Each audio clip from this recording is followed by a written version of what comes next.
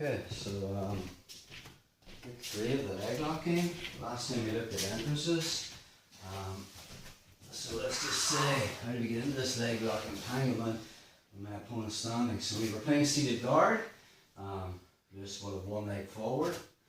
And then we looked at last time how rather than me playing seated on my butt, Lewis can move in 2 directions. So what we were doing was playing like a staggered seated guard, whereby I'll use my right leg as a distance maker, and anytime Lewis tries to circle to my right, I can use this. He has to lift his hook to actually move, or lift his foot to move that way. Just lift your foot to move, and I can move him and keep him to my right.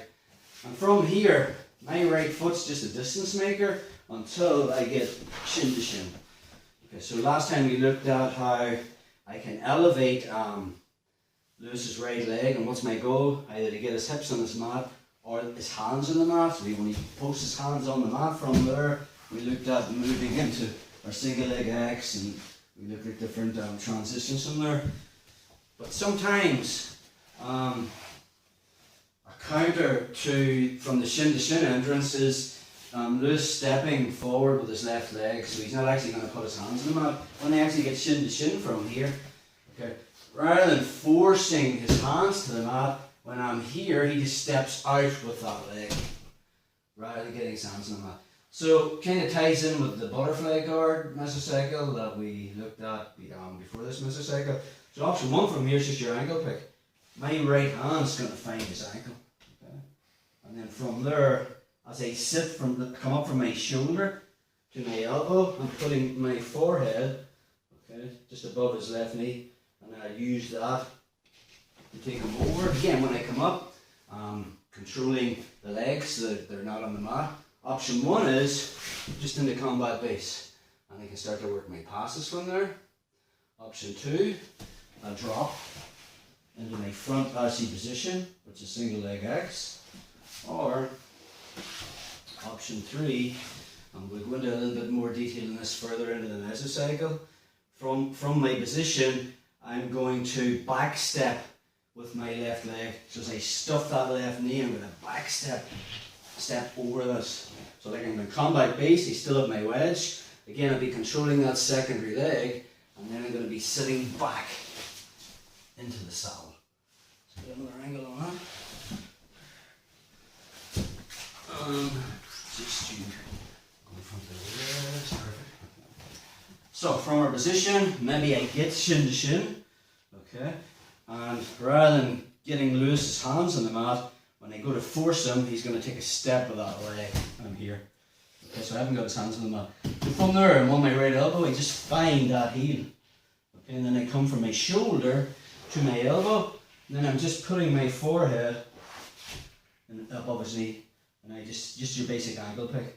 Just be careful of the radio there, I'll take it down. So I use this to sit him down, and from there, again, I don't want Lewis being able to put his feet on the mat.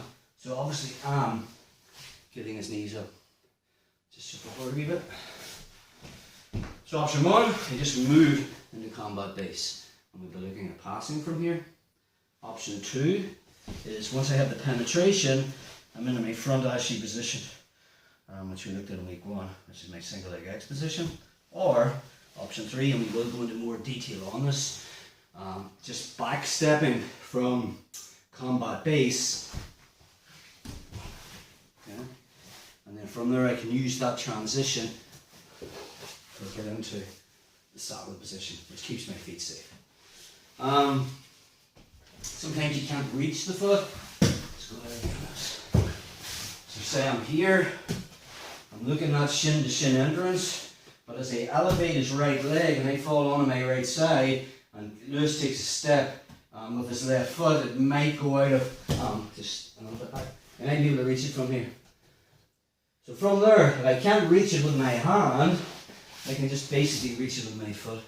And again, we covered this in the butterfly guard mesocycle. We're just basically into the idiot sweep from here. Okay, so again, want to get his feet off the mat. Option 1, combat base. Option 2, when you shoot into the front RC single leg X, I'm controlling both legs. Okay, or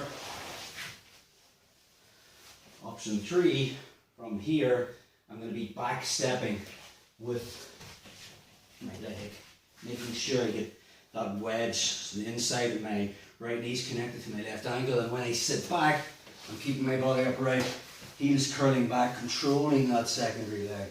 I'm into the saddle, one time on that one. Again, and there's lots of other possibilities, it's not just those two. So this is our pull push method. If I can't get shin to shin, so let's say I'm playing a game, so rather than playing, see the butterfly, just move back a wee bit of this. I'm more staggered. So if Lewis tries to move to my left, this way, I can make that hook. And for him to move that way, he physically has to lift his foot, lift his foot, and then I can keep him in front. Okay, which means he has to stay on this side of my body. My right foot is the distance maker, and then I can move in and get shin to shin. But sometimes when we try to get their hands on the mat, which is our goal, Lewis takes a step with that, so I have to step out lighter with that leg. Yeah, and I can't reach it with my hand. So from there, my left foot's already shin to shin, I just put my right in front. And now from there, rather than pushing my head on his knees, I just put both hands on top of his knees and push him over. Again, making sure I keep his feet off the mat. So when I come up, this way, when I come up, I'm into my combat base, ready for passing, or when I move into front ashy, single leg X, I'm controlling both the primary leg and the secondary leg. Or from here, when I back step, I want that penetration and I have the wedge. So I can control the secondary leg, sit back, heels back, and then we looked at the controls from there. So that's our pull push method on how to get into the leg entanglement.